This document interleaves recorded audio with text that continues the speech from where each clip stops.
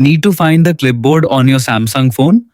In this guide, I'll show you where it is, how to access it, and manage copied items quickly. First, open any app where you can type, such as Messages, Samsung Notes, WhatsApp, or a web browser. Tap on a text field to bring up the Samsung keyboard.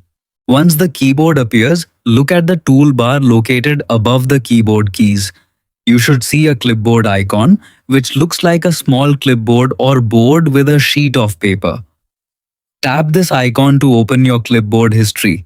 If you don't see the clipboard icon right away, don't worry. Samsung sometimes hides certain keyboard tools to save space. Tap the three-dot menu or the small arrow on the right side of the keyboard toolbar. This will open additional keyboard options. From the list, select Clipboard to access your saved copied items. Inside the Clipboard section, you'll find text, links, and sometimes images that you've recently copied.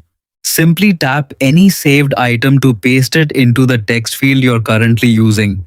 This can save time when you need to reuse information without copying it again. You can also manage your clipboard content. Press and hold an item to pin it, preventing it from being automatically removed. If you want to delete clipboard entries, tap Edit or select the items you no longer need and remove them.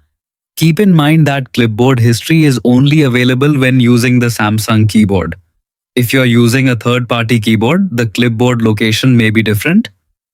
That's it. You now know how to find and use the Samsung clipboard. Thanks for watching and see you in the next tutorial.